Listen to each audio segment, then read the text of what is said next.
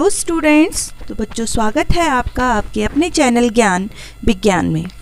देखिए बेटा, जैसे आप जानते हैं आपका जो चैप्टर चल रहा है वो है reaching the age of adolescence. ठीक है, तो इसमें हम लोग काफ़ी कुछ जान चुके हैं। अभी तक आप लोगों ने देखा रिप्रोडक्शन के बारे में कि रिप्रोडक्शन क्या है, जो बेबी है उसका सेक्स कैसे डिटरमाइन होता है, इस सब के बारे में जाना। और हमने ये भी जाना बच्चों कि जो बच्चे का जो सेक्स है उसके लिए कोई भी रिस्पॉन्सिबल नहीं है, ना तो हम कह सकते हैं मेल रिस्पॉन्सिबल है ना फीमेल रिस्पॉन्सिबल है। इसके लिए रिस्पॉन्सिबल है क्या, स्पर्म, या ऐसा स्पर्म जिसमें एक्स क्रोमोसोम है या वाई क्रोमोसोम है, किसका, आपका जो मेल गैमेट्स हम कह सकते हैं रिस्पॉन्सिबल इसके लिए होते हैं। ठीक है, बट हमारे समाज में क्या है, कुछ मिथ्स हैं, कुछ टैबूज हैं रिप्रोडक्शन के रिगार्डिंग। और ये माना जाता है कि जो फीमेल हैं वो रिस्पॉन्सिबल होती हैं किस चीज़ के लिए, for the sex of a child के सेक्स के लिए। बट ये क्या है बेटा, actually it is a myth, या हम कह सकते हैं कि मिथ है या उदाहरणा है झूठी लोगों की। ठीक है, तो इन्हीं के बारे में जानेंगे कि कौन कौन से मिथ हैं, कौन कौन से टेबूज हैं हमारे समाज में रिगार्डिंग टू रिप्रोडक्शन। देखिए बेटा, सबसे पहले तो ये जानते हैं कि ये मिथ क्या है। ठीक है, तो मिथ का मीनिंग होता है a widely held but false believe, मतलब सारी दुनिया जिसे मानती है पर झूठा विश्वास, जिसे हम कहते हैं अंधविश्वास है ये। ठीक है, तो आपके क्या है वो मिथ है। और टैबूस क्या होते हैं, टैबूस का मीनिंग है आपका something prohibited by social custom. ठीक है, अगर हम लोग समाज में किसी चीज़ को रोक रहे हैं, किसी चीज़ को छुआछूत हम कर रहे हैं, ठीक है, प्रोहिबिटेड है वो चीज़ें, तो वो टैबूस होते हैं। तो कौन कौन से मिथ हैं, टैबूस हैं हमारे समाज में, उनको डिस्कस करते हैं। हमारे समाज में सबसे पहले जो है बेटा, एक जो मिथ जो माना जाता है या रॉन्ग बिलीफ जिसे हम कहेंगे in the minds of many people is that mother is responsible for the sex of her child, कि मेल होगा फीमेल होगा इसके लिए कौन रिस्पॉन्सिबल है, मदर। बट ये क्या है, दिस इज़ एब्सोल्युटली रॉन्ग, ये बिल्कुल गलत है। क्योंकि आप जानते हैं बेटा, मदर कभी भी रिस्पॉन्सिबल नहीं हो सकती है। जो बच्चा है उसके लिए कौन रिस्पॉन्सिबल है, फादर का जो स्पर्म है, गैमिट है, वो रिस्पॉन्सिबल है। और इसके बारे में हमने लास्ट वीक में लास्ट जो वीडियो है बच्चों उसमें डिस्कस किया था कि किस तरह से किसी बच्चे का सेक्स जो है डिटरमाइन होता है। जिन बच्चों ने वो वीडियो नहीं देखी तो उसे वो देख सकते हैं। इसके अलावा एक और जो है मिथ हमारे समाज में है, ठीक है, कि एक जो गर्ल है, ठीक है, हम कह सकते हैं कि एन इम्पॉर्टेंट टैबू जो है हमारे माइंड में ये बैठा हुआ है कि that a girl should not be allowed to work in the kitchen during the days of menstruation और पीरियड्स, कि जब उसको मेंस्ट्रुएशन होते हैं, पीरियड्स होते हैं, तो उसे किचन में काम नहीं करना चाहिए। जबकि ये क्या है, ये टोटली रॉन्ग है, ये गलत है। ऐसे नहीं हो सकता है, कि ऐसा नहीं होना चाहिए कि वो कभी भी काम कर सकती है अगर उसको नीड है। तो ये भी क्या है, झूठा हम कह सकते हैं मिथ है ये। ठीक है, इसके अलावा क्या है कि a girl becomes pregnant if she looks at a boy during menstruation. बोला ऐसा कभी हो सकता है क्या कि जो अगर कोई गर्ल है वो मेंस्ट्रुएशन में किसी लड़के को देख ले और प्रेग्नेंट हो जाए, ऐसे तो कभी हो ही नहीं सकता। क्योंकि जो प्रेगनेंसी है वो डिपेंड करती है किस पे, फ्यूज़न ऑफ गैमेट्स पे, कि जब एग और स्पर्म का फ्यूज़न होगा तो ही जो गर्ल है वो प्रेग्नेंट होगी। तो देखने से तो फ्यूज़न होगा नहीं। ठीक है, तो ये क्या है, टोटली ये एक मिथ है। ठीक है, तो ये क्या है, कुछ हमारे समाज में हम कह सकते हैं कि मिथ होते हैं हमारे समाज में, जिन्हें हमें नहीं मानना चाहिए। बल्कि हमें ये मानना चाहिए कि गॉड ने जो है वुमेन को कैसे बनाया, has made women to create human life. एक वुमेन ही है कि जो इस धरती में, दुनिया में क्या ला सकती है, एक नई लाइफ ला सकती है, किसी बच्चे को जन्म दे सकती है।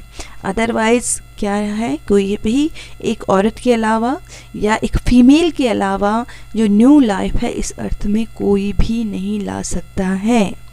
ठीक है, ये मदर वॉर्म है, गॉड ने, नेचर ने जो फीमेल है उसी को वो सिस्टम दिया है, उसके पास ही यूट्रस दिया है कि वो एक बच्चे को 9 मंथ तक वहाँ पे ग्रो कर सके और उसके बाद वो धरती में ला सके। अब आप सोच रहे होंगे भाई मेल भी है, उनकी बॉडी में भी स्पर्म का प्रोडक्शन होता है। बिल्कुल होता है मेल बॉडी में स्पर्म का प्रोडक्शन, लेकिन उनका जो स्पर्म है उसको प्रोटेक्ट करके रखा जा सकता है कई सालों तक। ठीक है। और उसको बहुत सारे ऐसे केसेस भी हुए हैं कि किसी डिजीज़ की वजह से किसी लड़के का स्पर्म प्रोटेक्ट करके रखा गया लेबोरेटरी में, और बाद में जो है किसी फीमेल के जरिए फीमेल के गैमेट्स के साथ उनका फ्यूज़न कराया गया और उसका बच्चा इस धरती में आया। तो सोचिए वो मेल है नहीं, लेकिन किसी फीमेल की हेल्प से वो बच्चा इस धरती में आया। लेकिन अगर फीमेल नहीं होगी तो लाइफ कभी भी नहीं आ सकती है। उसके लिए फीमेल का होना ज़रूरी है और उसके पास ही ऐसा रिप्रोडक्टिव सिस्टम है जहाँ पे वो बच्चे को ग्रो कर सकती है। तो इसलिए हमें क्या करना चाहिए, ये हमारी ड्यूटी है, हमारी गवर्नमेंट की ड्यूटी है, हमारी सोसाइटी की ड्यूटी है, क्या, to save, protect and educate the girl child who will become the women of tomorrow. आज की जो बेटियां हैं उन्हें हम सेव करें, प्रोटेक्ट करें, उन्हें एजुकेट करें, क्योंकि कल की क्या है वो एक माँ है, ठीक है, और अपने जो न्यू लाइफ है, एक अच्छी लाइफ को इस धरती में लेके आएगी। तो ये तो बात हो गई बेटा, हमारी कुछ मिथ्स के बारे में बात हो गई, टेबूस के बारे में बात हो गई। अब हम बात करेंगे एडोलसेंट प्रेगनेंसी की। एडोलसेंट प्रेगनेंसी क्या है, ठीक है, क्या कहेंगे। एडोलसेंट प्रेगनेंसी का मीनिंग है कि कोई गर्ल जो है वो एक टाइम से पहले ही अगर वो मदरहुड उससे मिल जाए, समझ रहे हैं।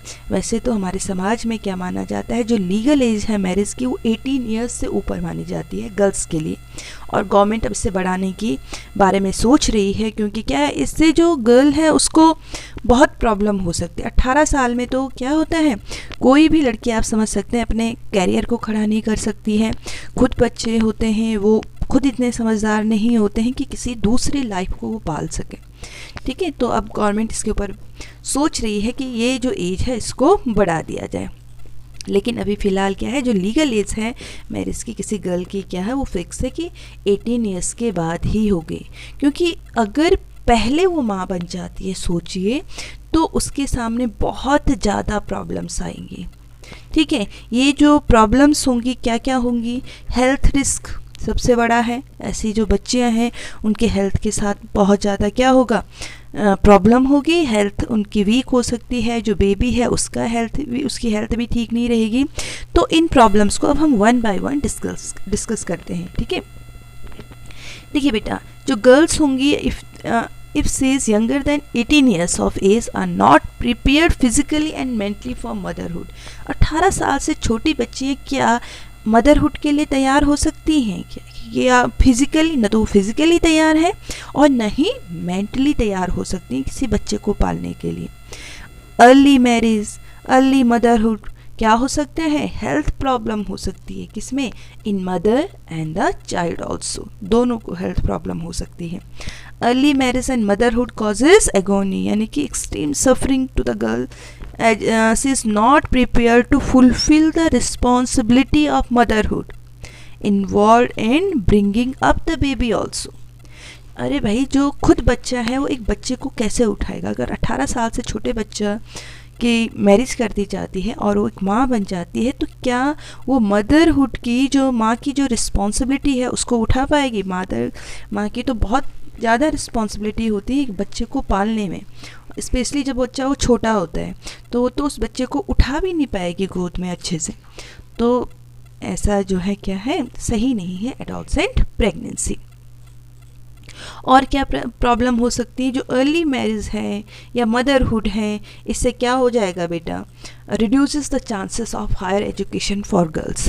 अब 18 ईयर्स तक कितना होगा, 12th कर लेगी, ठीक है, उसके बाद ही तो सारे कैरियर के ऑप्शन खुलते हैं 12th के बाद, और ग्रेजुएशन, पोस्ट ग्रेजुएशन, अदर जो हायर स्टडीज़ उसको करनी है कैसे कर पाएगी।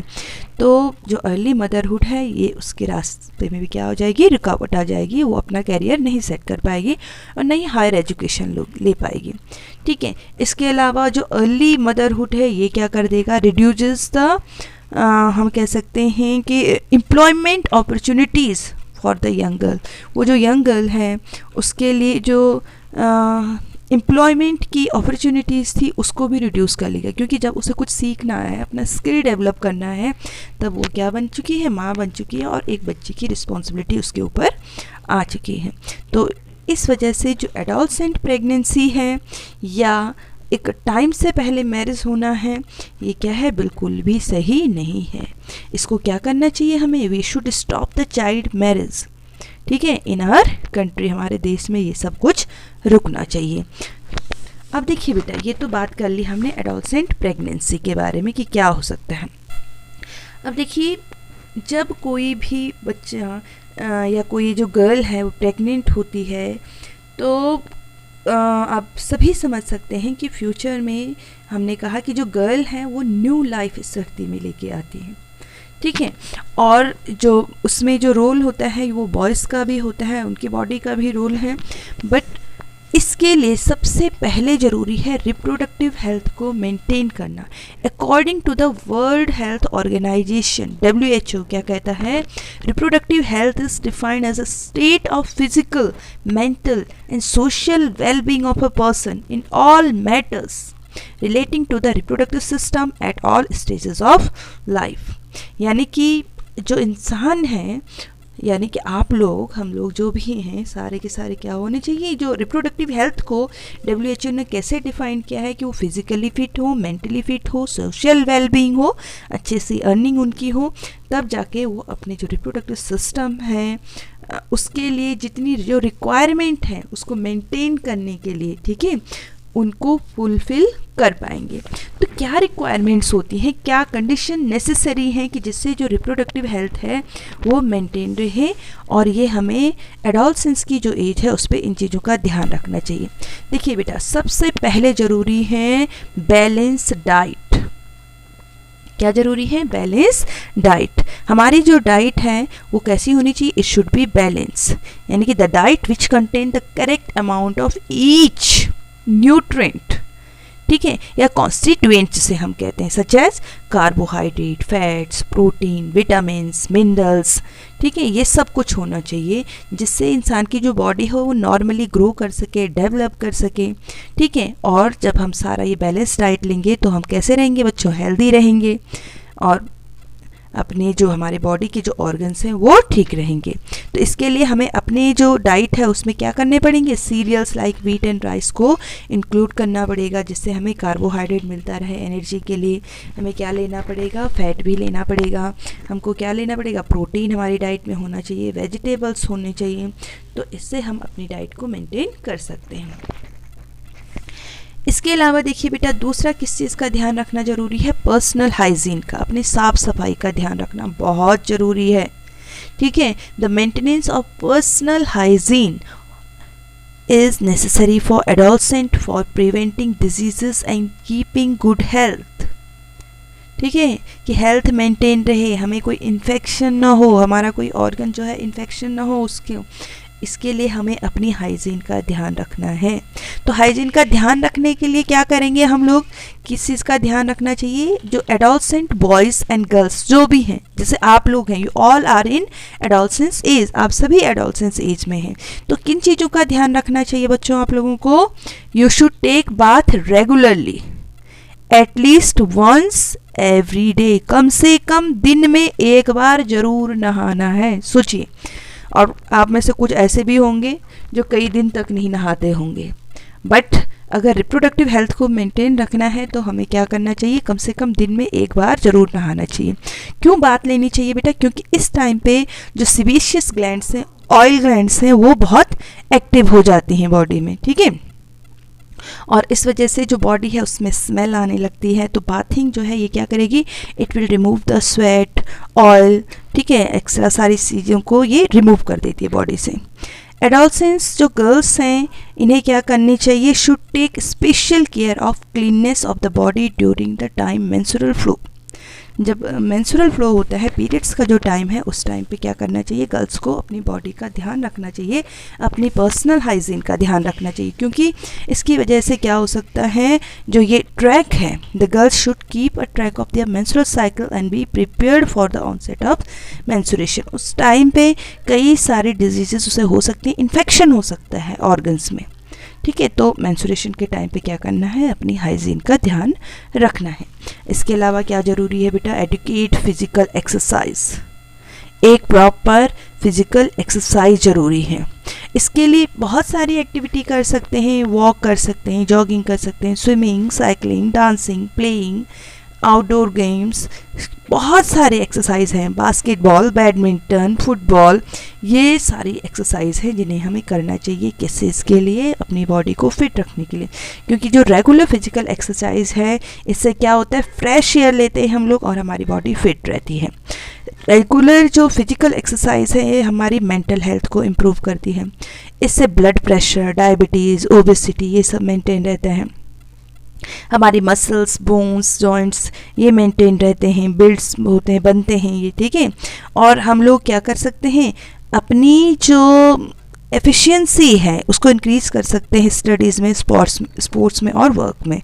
फिजिकल एक्सरसाइज क्या इम्प्रूव करती है, sense of well being and makes a person feel happier. आप लोग कभी भी देखना, अगर आप एक्सरसाइज कर रहे हैं तो आप काफ़ी हैप्पी फील करेंगे। इसके साथ साथ क्या है बेटा, एक और चीज़ है, अवॉइड ड्रग, ठीक है। ड्रग्स होते क्या है, पहले ये समझ लेते हैं कि ड्रग्स क्या है। Actually drugs are the chemical substances which when taken into the body change the function of the body. अभी ड्रग्स कई तरह के हो सकते हैं, मेडिसिन को भी हम ड्रग्स ही कहते हैं, यानी कि केमिकल्स हैं बॉडी के फंक्शन को जो चेंज कर देते हैं। और कुछ ड्रग्स ऐसे बना दिए जाते हैं कि जो इन्फ्लुएंस करते हैं हमारे माइंड्स के ऊपर, हमारे दिमाग के ऊपर। सम टाइम इंसान क्या हो जाता है, कुछ समय इंसान का बिहेवियर भी चेंज हो जाता है किसी पर्सन का, ठीक है। इन ड्रग्स में बहुत सारे एग्जांपल हैं, जैसे आपका कोकीन है, हेरोइन है, अल्कोहल है, पैरासीटामोल, पेनिसिलिन, ये सब ड्रग्स के एग्जांपल हैं। और ये जो ड्रग्स होते हैं बेटा, एक बार अगर किसी को इसकी आदत लग जाती है, ठीक है, तो इंसान यानी कि हम कहेंगे एडिक्टिव हो जाता है। अगर उसे मिलेगा नहीं ना तो बार बार वो परेशान हो जाएगा और बार बार उसकी जो बॉडी है ये मांगेगी। तो ये हमारी बॉडी को एक तरह से हम कह सकते हैं कि अपने इन्फ्लुएंस में ले लेती है। ड्रग हमारा जो माइंड है उसको डिस्टर्ब कर देती है और धीरे धीरे क्या हो जाता है, कुछ लोग तो इतने इसके एडिक्ट हो जाते हैं कि इंजेक्शन से भी ऐसे ड्रग्स लेने लगते हैं और इसकी वजह से HIV का खतरा बढ़ जाता है। HIV यानी कि HIV वायरस बॉडी में पहुंच सकता है, जिसकी वजह से कौन सी डिजीज़ हो सकती है, एड्स डिजीज़ हो सकती है, ठीक है। तो जो एड्स है ये एक बड़ी ही डेंजरस डिजीज़ है और किसकी वजह से होती है, HIV वायरस की वजह से होती है। तो हमें ऐसे ड्रग्स से दूर रहना चाहिए, नहीं लेना चाहिए जो हमारे ब्रेन को कंट्रोल कर ले और हम अपना डिसीज़न न ले पाएँ। तो ऐसे ड्रग्स क्यों लेने हमें, क्योंकि ये जो ड्रग्स हैं ये क्या करते हैं बेटा, अगर हम इन्हें बार बार ले रहे हैं ना, if you take drugs once you feel like taking them again and again. अगर किसी ने एक बार ले लिया तो उसकी बॉडी उसे बार बार मांगती है। तो फिर क्या होगा, सोन द पर्सन फील्स ही और she can not live without drugs and become a drug addict. अगर उसने एक बार ही ले लिया तो बॉडी, हमने कहा, उस चीज़ को बार बार मांगती है, ठीक है। और इस वजह से जो इंसान है वो क्या बन जाता है, ड्रग एडिक्ट बन जाता है। तो इसलिए पहली बार में ही क्या करना चाहिए, मना कर देना चाहिए या नहीं लेना चाहिए, ठीक है। जो ड्रग एडिक्ट्स होते हैं वो कैसे हो जाते हैं, उनका बिहेवियर चेंज हो जाता है, इरिटेबल हो जाते हैं, ठीक है।